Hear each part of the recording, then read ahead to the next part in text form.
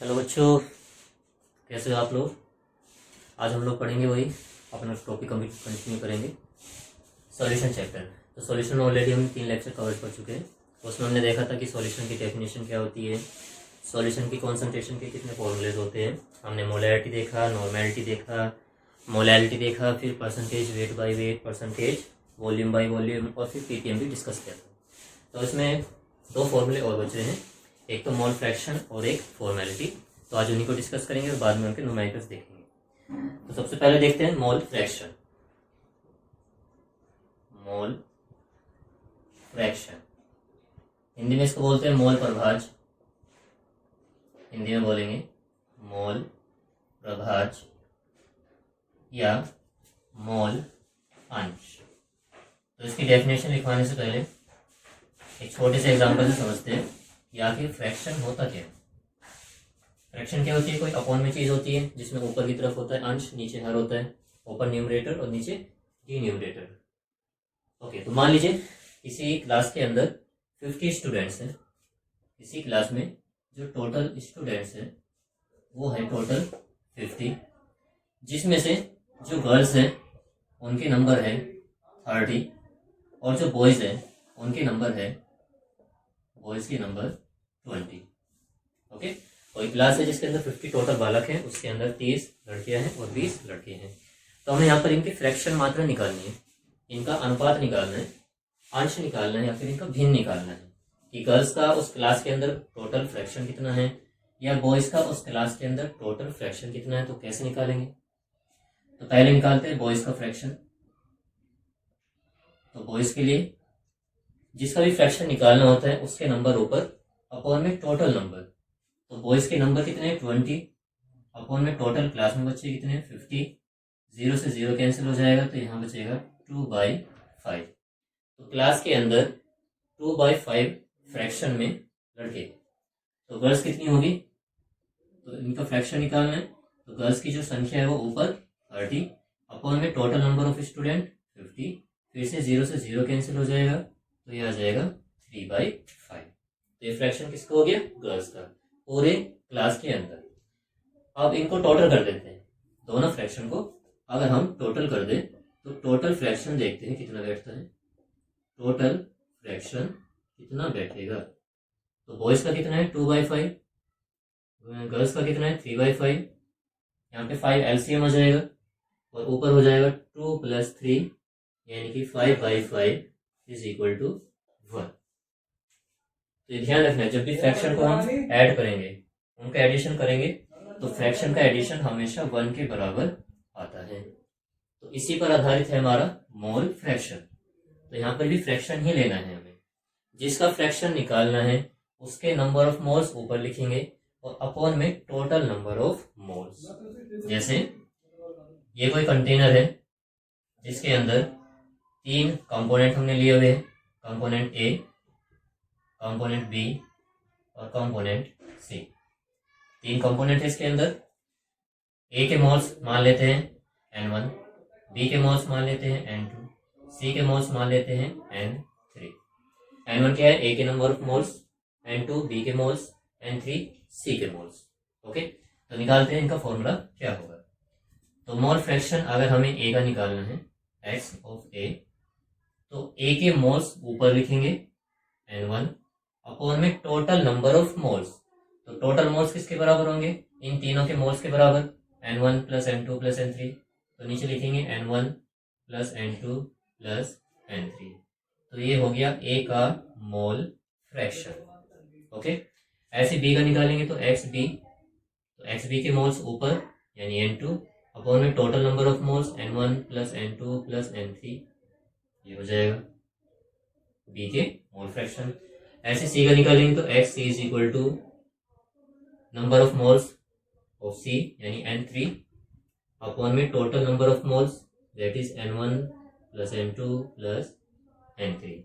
तो ये आ जाएगा तीनों के मोल फ्रैक्शन। डेफिनेशन क्या होगी कि किसी विलयन या किसी सॉल्यूशन में उपस्थित जो किसी भी पदार्थ के मोल्स होते हैं या उनका जो फ्रैक्शन होता है वो कहलाता है उसका मोल फ्रैक्शन, या number of moles of any component number of moles in any component of any component in mixture of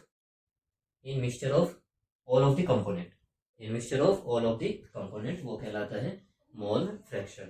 okay, तो जैसे हमने यहाँ पे देखा था, जब फ्रैक्शन को ऐड करते हैं तो उनका एडिशन जो होता है 1 के बराबर आता है।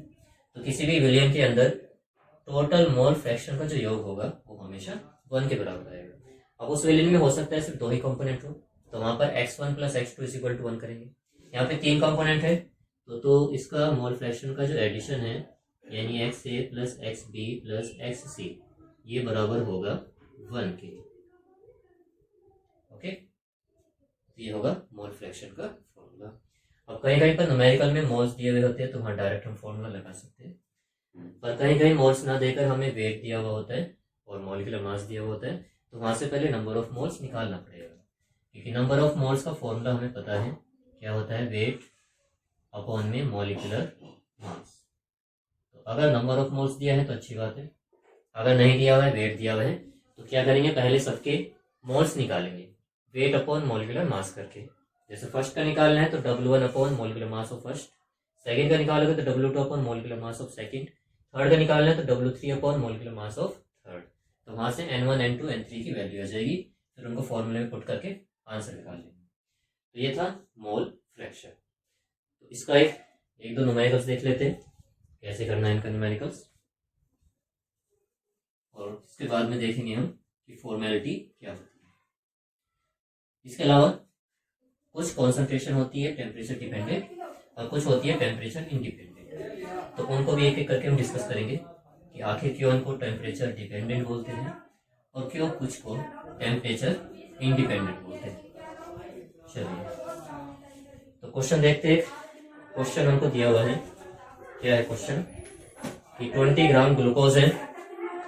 क्वेश्चन दिया हुआ है 20 gram of glucose, 20 gram glucose है और वो घुला हुआ है 120 ग्राम वाटर में, is dissolved in 120 gram of water, then find out the mole fraction of glucose. तो ग्लूकोज का मोल फ्रैक्शन निकालना है एक, तो साथ में पूछ रहे हैं वाटर का mole fraction X of H2O कितना हो।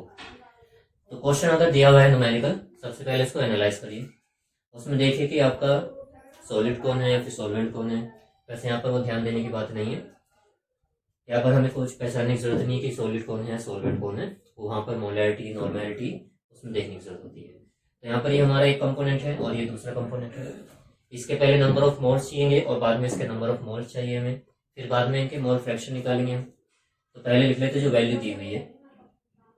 तो W1 ग्लूकोज के लिए कितना दिया हुआ है 20 ग्राम। अब यहाँ पे मॉलिक्यूलर मास भी चाहिए ग्लूकोज का, तो ग्लूकोज का मॉलिक्यूलर मास होता है 180। ओके, 180 C6H12O6 वहां से निकाल सकते हैं।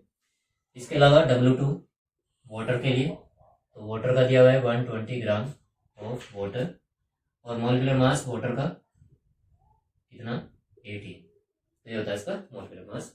अब यहाँ से N1 निकाल लेते हैं, तो N1 is equal to W1 upon molecular mass of first component. W1 है 20, मॉलिक्यूलर मास है इसका 180, तो यह आ जाएगा हमारा 2/18, या इसी को ऐसे लिख सकते हैं 1/9। तो ये आ गया N1 की वैल्यू। अब यहाँ से निकालते हैं N2, तो N2 is equal to W2 upon molecular mass of second component. W2 है यहाँ पे 120 अपॉन में 18, तो इसको डिवाइड करते हैं, 6 से अगर डिवाइड करें तो 6 दूनी 12 और 6 दिया 18, 20/3, तो 20/3 आ जाएगा इसका। ओके, चलिए अब हमें क्या निकालना है इनका मोल फ्रैक्शन। तो मोल फ्रैक्शन निकालते हैं, तो फर्स्ट वाले ग्लूकोज का निकालते हैं, तो जिसका निकालना है उसके मोल्स ऊपर N1 upon total moles N1 plus N2। Okay, तो N1 कितना है हमारा 1/9 अपॉन में टोटल मोल्स 1/9 और प्लस 20/3। तो यहाँ से क्या करते हैं, यहाँ से एलसीएम ले लेते हैं, ये हो जाएगा 1/9 अपॉन में यहाँ पे एलसीएम हो जाएगा 9, तो 9 एकम 9 1 हो जाएगा यहाँ पर 3 और 20 की 3 में करेंगे हम तो कितना आएगा 60। तो ये कितना हो जाएगा 9 ऊपर चला जाएगा तो 9 इंटू 1 अपॉन 9 इंटू 61 9 इंटू 61 9 से 9 कैंसिल हो जाएगा तो यह आ जाएगा 1 अपॉन 61। अब चाहे इसमें आगे भी कैलकुलेट कर सकते हो और यहाँ तक भी आंसर छोड़ा जा सकता है। तो ग्लूकोज का मोल फ्रैक्शन आ गया 1/60। अब वाटर का निकालना है तो वाटर के मोल फ्रैक्शन आप शॉर्ट ट्रिक से निकाल सकते हो, ये फॉर्मूला भी लगा के भी निकाल सकते हो। दोनों देखते हैं। फॉर्मूले से कैसे निकालेंगे, x of H2O is equal to number of moles of H2O upon total number of moles N1 plus N2। N2 कितना है 20/3 अपॉन में N1 1/9 प्लस 20/3। तो ये 20/3 और ये नीचे हमने अभी सोल्व किया था, ये कितना आ रहा है 61 अपॉन 9। 9 ऊपर चला जाएगा तो 9 इंटू 20 अपॉन 3 इंटू 61। तो 3 से कट जाएगा 3 बार तो 3 दूनी 6 यानी कि 60 अपॉन 61। तो यह आ जाएगा वाटर का मोल फ्रैक्शन। तो ये था लॉन्गेस्ट मेथड। अब मेंटोस जिंदगी वाला फॉर्मूला देखते हैं कैसे सोल्व करना है। यदि बीएससी फाइनल ईयर में ऑब्जेक्टिव क्वेश्चंस होंगे तो वहां पर टाइम बहुत कम होगा, तो टाइम बचाना है हमको ट्रिक्स यूज करके। तो कैसे करेंगे इसको, जैसे मैंने बताया था किसी भी सॉल्यूशन के अंदर टोटल कंपोनेंट्स का मोल फ्रैक्शन 1 के बराबर होता है। अब यहाँ पर फ्रैक्शन कौन कौन से हैं, कंपोनेंट वाटर है और एक ग्लूकोज है, सिर्फ 2 ही कंपोनेंट है। तो हम इसको ऐसे लिख सकते हैं x1 plus x2 is equal to 1। क्यों भाई, अगर x2 निकालना है तो x1 को उधर ले जाएंगे, माइनस हो जाएगा तो 1 माइनस x1। तो यहाँ से करेंगे तो 1 माइनस x1 कितना है 1/61 1/61।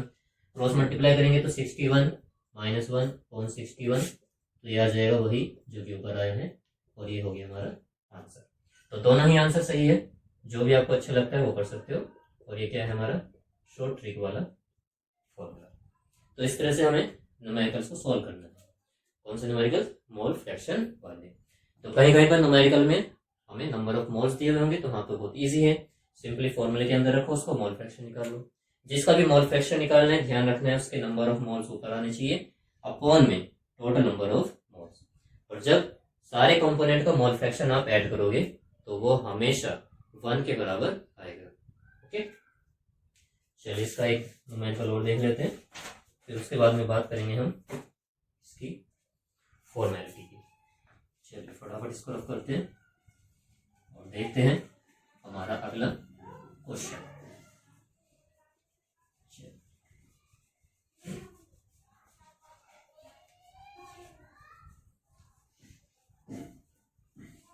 सॉल्यूशन में जो चैप्टर होता है थोड़ा सा बड़ा होता है, लेंदी टॉपिक है काफी और इम्पोर्टेंट भी है। न्यूमेरिकल्स वगैरह भी आते हैं इसमें से। बीएससी फाइनल ईयर में चाहे आप या 12th बोर्ड में हो तो काफी सारे क्वेश्चन इसमें से बन जाते हैं। तो चलिए एक और क्वेश्चन देखते हैं, थोड़ा सा जो बच्चों को टफ लगता है। क्वेश्चन क्या है, calculate the mole fraction, calculate the mole fraction,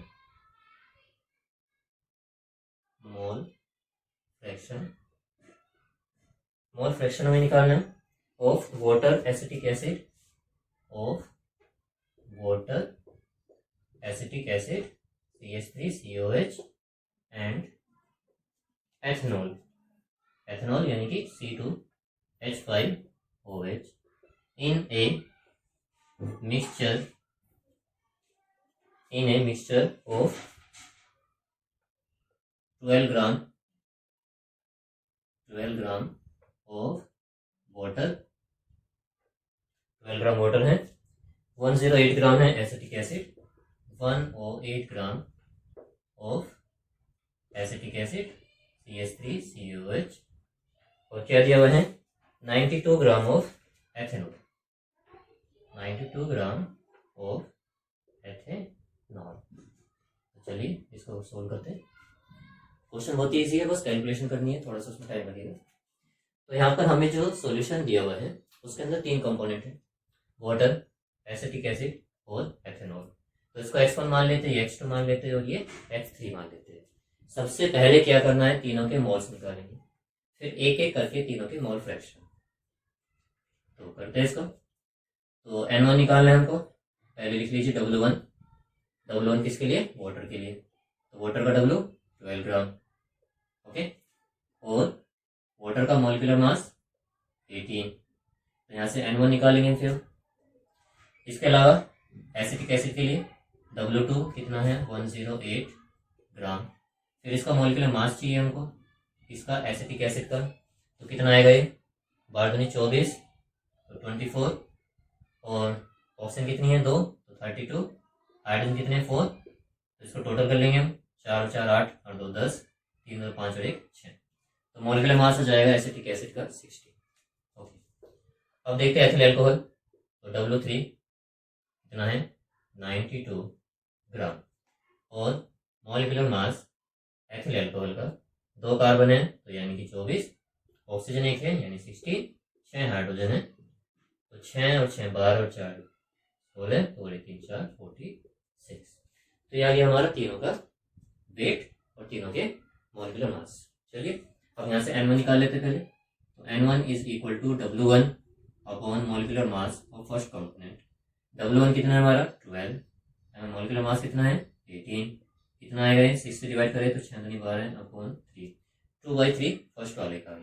चलिए अब ऐसे निकालते हैं N2। तो N2 is equal to W2 upon molecular mass of second component. Okay. W2 कितना है हमारा? 108 अपॉन में मॉलिक्यूलर मास इसका कितना है? 60। ठीक। तो इसको जो है हम कैसे लिख सकते हैं? ये 108 ग्राम ही दिया हुआ है ना। ओके 108 है, 60 है नीचे। ओके तो इसको काट के पहले छोटा कर लेते हैं। तो ये 6 से कट जाएगा क्या? 6 से कट जाएगा, 6 कम 6। ओके 6 कम 6 4 8 48, 6 8 48 और ये 10 हो जाएगा। तो 9 से काटेंगे तो 9/5। ओके 9/5 आ जाएगा।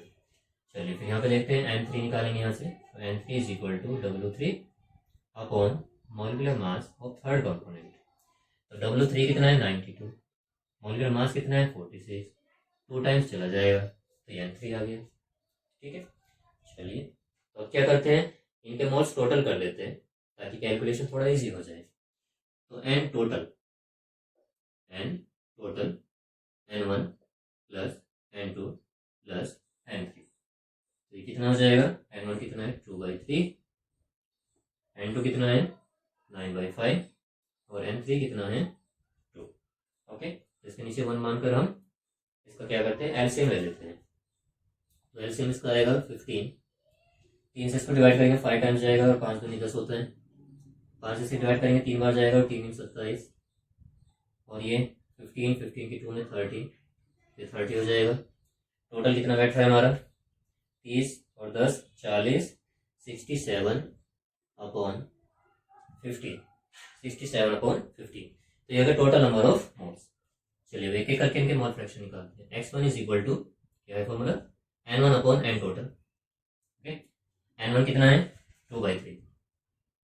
N टोटल अभी निकाला है 67 अपॉन 15, 67 अपॉन 15। ये उधर चला जाएगा ऊपर तो 2 इंटू 15 अपॉन 67 इंटू 3। ओके 3 से कट जाएगा 5 टाइम्स, 5 दूनी 10 और बटे में 67। ओके तो फर्स्ट आंसर हमारा आ गया X1। इसी तरह से X2 निकालते हैं। X2 is equal to N2 upon N total. N2 कितना है? 9/5 अपॉन में N टोटल 67 अपॉन 15, 67 अपॉन 15। तो 15 गया ऊपर 9 के साथ मल्टीप्लाई 67 इंटू 5। तो 5 से कट गया 3 टाइम्स, 3 × 27 और बटे में 67। तो ये आ गया हमारा दूसरा आंसर। ओके अब इसके बाद देखते हैं तीसरा आंसर। तो शॉर्ट मेथड अपनाएंगे हम ये वाला। X1 plus X2 plus X3 is equal to 1। X3 अगर निकालना है तो ऐसे लिख सकते हैं 1 माइनस X1 प्लस X2। क्यों भाई? तो यानी कि 1 माइनस X1 कितना आ रहा है? 67 sorry 10/16, 10/67 minus X2 27/67 sorry plus है, नीचे एलसीएम आ जाएगा 67 तो ऊपर हो जाएगा 10 + 27 कितना? 10 + 27 37। ओके तो यहाँ पे 1 माइनस, तो 67 माइनस 37 अपॉन 67, तो ये कितना हो गया 0 3 30 अपॉन 67, 30 अपॉन 67, तो ये हो गया हमारा आंसर। अब अगर आपको आंसर को कंफर्म करना है कि हमारे तीनों आंसर सही आए हैं या नहीं, तो इसके लिए ट्रिक है। ट्रिक क्या है कि तीनों को प्लस कर दीजिए, x1 plus x2 plus x3। अगर तीनों को प्लस करने पे 1 आ रहा है तो आंसर एकदम सही। अगर 1 नहीं आ रहा है तो मतलब कहीं ना कहीं कैलकुलेशन में कुछ गड़बड़ है, तो वहां से आपको उसको चेक करना पड़ेगा। तो क्वेश्चन जब करने बैठोगे तो एक बार उसको क्रॉस चेक जरूर कर लेना अगर टाइम है तो, क्योंकि क्वेश्चन में कभी कभी हो जाता है हमारी कैलकुलेशन में थोड़ी सी गड़बड़ हो जाती है, प्लस माइनस थोड़ा आगे पीछे हो जाता है, तो उससे कैलकुलेशन थोड़ी गड़बड़ आ जाती है, तो आंसर भी चेंज हो जाएगा फिर। तो इन तीनों को अगर आप प्लस करोगे तो 1 ही आएगा। ओके, तो ये था मोल फ्रैक्शन का फॉर्मूला। चलिए फटाफट देख लेते हैं फॉर्मेलिटी क्या होती है। ओके, तो मेरे ख्याल में आप लोगों को समझना आ गया होगा इसका न्यूमेरिकल, बहुत ईजी न्यूमेरिकल है। बस कैलकुलेशन में आपको थोड़ा ध्यान रखना है, कैलकुलेशन को तसल्ली से करना है, कुछ भी चीज आगे पीछे नहीं करनी है, क्योंकि जरा से अगर गड़बड़ हुई तो तुरंत आपका आंसर चेंज हो जाएगा और फिर क्वेश्चन पे आपको नंबर नहीं मिलेगा। चलिए तो फॉर्मेलिटी देखते हैं। फॉर्मेलिटी इतना पूछा तो नहीं जाता, लेकिन फिर भी कभी कभी एक आधा फॉर्मूला या फिर न्यूमेरिकल बन सकता है इस पर। ओके, तो नेक्स्ट हम देखते हैं फॉर्मेलिटी। या इसको बोलते हैं फॉर्मलता। क्या बोलेंगे इसको? फॉर्मलता। इसको दिखाते हैं बच्चों कैपिटल एफ से। ओके, कैपिटल एफ से फॉर्मूला कैसा होगा इसका? जैसे हमने मोलैरिटी का फॉर्मूला किया था, क्या था मोलैरिटी का formula? Number of moles upon में वॉल्यूम इन लीटर, या फिर अगर हमें नंबर ऑफ मोल्स नहीं दिए हुए तो weight upon molecular mass into volume in litre, ऐसे तो किया था हमने। इसी तरह से नॉर्मेलिटी का फॉर्मूला देखा था, तो ग्राम इक्विवेलेंट, ग्राम तुल्यांकी भाग और अपॉन में वॉल्यूम इन लीटर, या फिर अगर ये नहीं दिया हुआ वेट दिया हुआ है तो W upon equivalent mass into V, ये था फॉर्मूला। तो यहाँ पर भी फॉर्मूला जो है लगभग मोलैरिटी के जैसे ही होगा, लेकिन थोड़ा सा चेंज हो जाएगा, थोड़ा सा। क्या है फॉर्मूला इसका?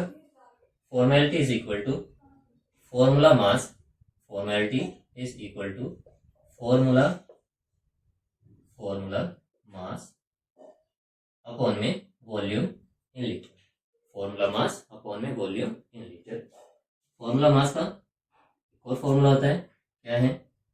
वेट अपॉन में उसका ऑब्जर्व मॉलिक्यूलर मास। तो फॉर्मूला मास जो होता है इसको ऐसे भी लिखते हैं एफ एन, फॉर्मूला मास।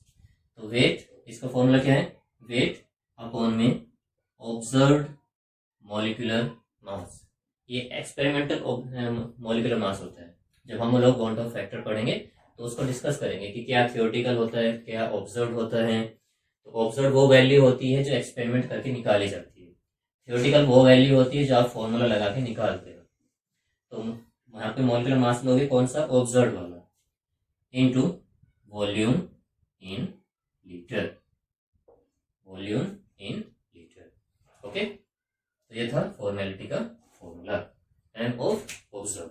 ठीक, इसके अलावा आपको ध्यान रखना है कि जो बॉन्ड ऑफ फैक्टर होता है आई, उसका फॉर्मूला कुछ ऐसे होता है, M of M theoretical upon M observe, M theoretical और एम ऑब्जर्व। ये फॉर्मूला होता है बच्चों किसका? ये फॉर्मूला होता है बॉन्ड ऑफ फैक्टर निकालने का। थियोरेटिकल अणुभार अपॉन ऑब्जर्व अणुभार, थियोरेटिकल अणुभार अपॉन ऑब्जर्व अणुभार। तो जब हम इसके वो देखेंगे बॉन्ड ऑफ फैक्टर, तो वहां पे हम डिटेल में इसको डिस्कस करेंगे कि ऑब्जर्व क्या होता है, थियोरेटिकल क्या होता है। तो इसमें चलिए देखते हैं, हम एक एग्जांपल ले लेते हैं। एग्जांपल क्या है कि बेंजोइक एसिड है C6H5COH, ओके, उसको बेंजीन में डिसॉल्व किया गया है, इन बेंजीन। ओके, तो पूछ रहे हैं बताइए इसका जो ऑब्जर्व्ड मॉलिक्यूलर मास होगा वो कितना होगा? ऑब्जर्व्ड मॉलिक्यूलर मास कितना होगा? देखिए, जब भी किसी ऑर्गेनिक एसिड को किसी पोलर सॉल्वेंट जैसे वाटर में डिसोल्व करते हैं तो वो आयंस में टूट जाता है, इसको बोलते हैं डिसोसिएशन। जैसे अगर इसी को मैं वाटर में डिसोल्व करता हूँ C6H5OH, इसके अंदर डिसोल्व कर रहे हैं इन वाटर, तो ये आयंस में टूट जाएगा, 2 आयंस देगा ये C6H5CO- और H+।